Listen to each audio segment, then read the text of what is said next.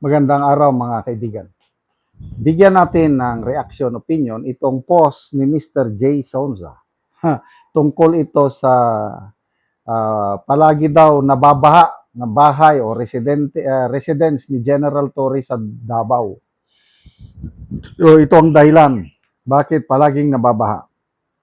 May isang tanga na bumili ng lote. Sandali ah. Marami ng mga chismis.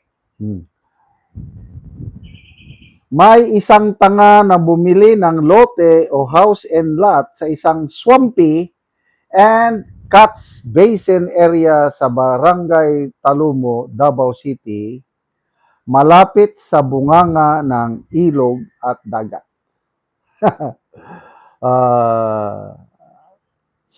Pangalan namin sa lugar nito, Sabangan. Tumira din ako diyan.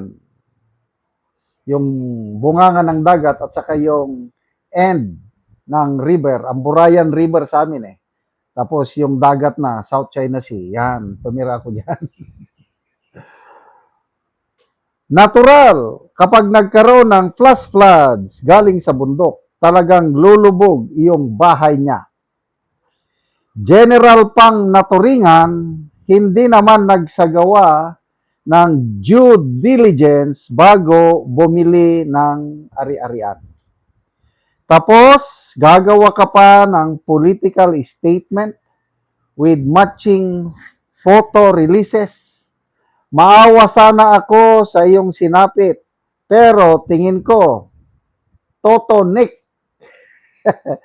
gaba yan sa mga ginawa mong hindi maganda noong pulis ka pa. I don't know how true itong sinabi ni Mr. Jason sa basta makarelate ako niyan dahil meron akong tumira kami sa yung basta Sabangan ang tawag namin yan. Yung mag-meet yung ilog at saka dagat ay talagang madaling magbaha. Kung totoo na dyan siya bumili ng ari-arian, eh talagang every year talaga yung mababaha. No amount of flood control project para makaiwas ka sa baha yung mga ganyang lugar. So, tapos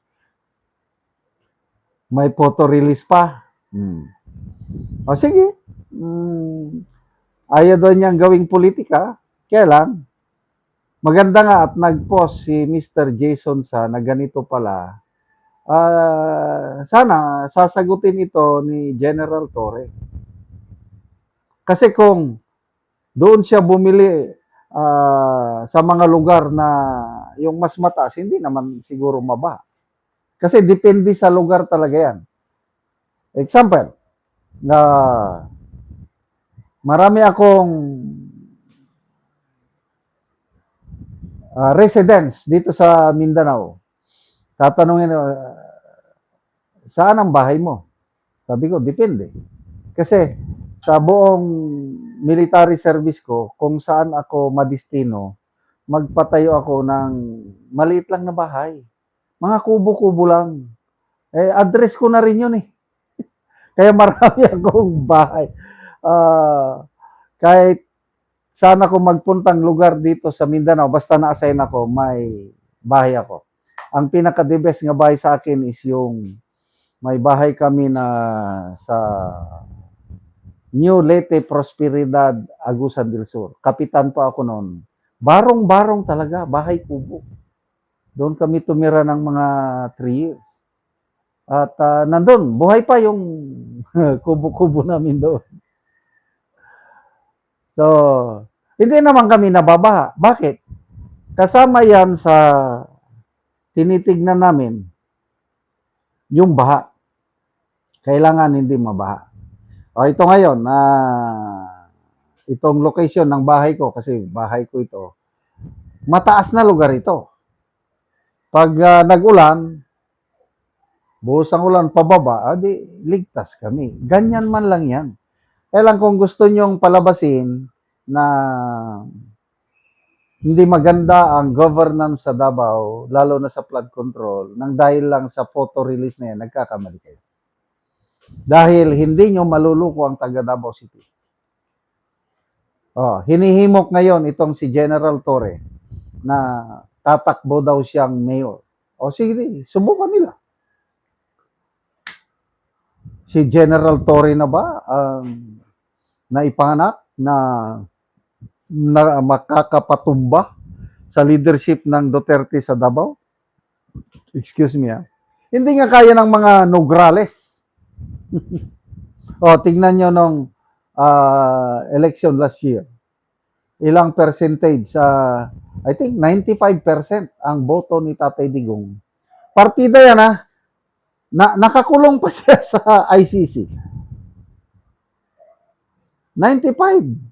Kawawa si Nograles.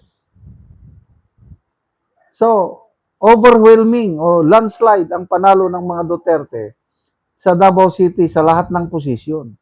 Tapos ito pa, si Torre, itatapat nyo kay Mayor Baste. Sige, subukan nyo. So, may baha kahit saang lugar sa Pilipinas. Depende nga sa sitwasyon.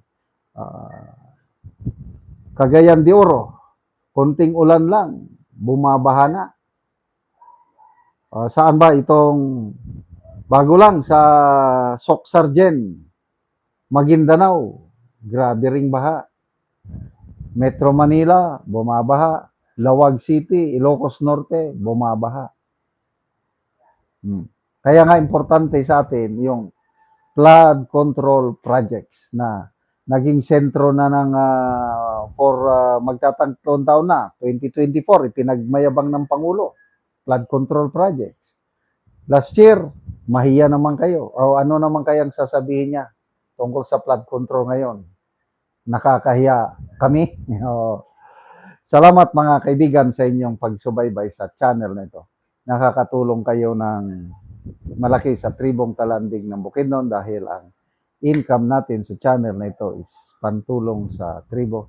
Namimigay tayo ng libreng yero at pako para makapagpatayo sila ng mas maayos na tirahan. Panoorin nyo ang video na ito. Karon ni anak ko diri sa gipatindog nga balay sa natabangan na Mugyero. So muna ni ang iyang pag-aatopan karon. O karon mo na ni ang yero nga among gihatag nga ilang iatop karon.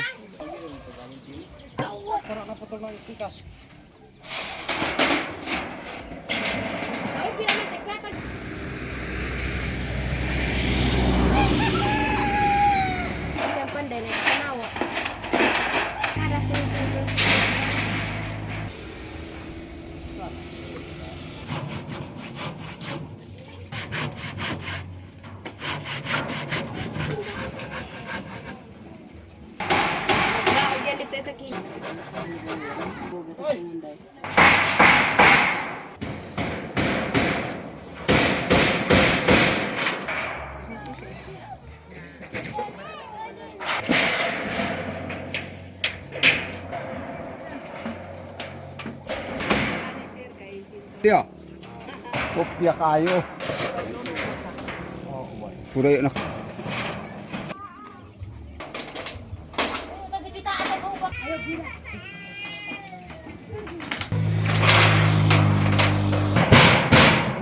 Og karon managid sa pag-atop ang gitabang nga yero. Makita yun nato nga maayo na gyud kay natopan na ang gipatindog nga balay. Oh, dia. Intag tanan. Salamat kay sa Ginoo kay tagaan mig sinog langsang. Og salamat po kayo kay dako na kadigtabang sa mua. Nga pamilyado nako. Uy. So kuan ka nang asa man ka karon ka puyo? Nako diri sa akong ungangan. Nakig-ipon lang kag balay. Oo, so karon pagid ka na kabalay. Oo. Kay na ko diri puyo na po ko sa akong bago nga balay. So bago pagyud ka. So pila na katuig nga nakig-ipon ka sa imong ugangan? Dugay-dugay mga bulan na po kay balik-balik ba ko diri. Suga wa na gyud dugay-dugay na gyud. Oh. Oo, so salamat kayo. Oh,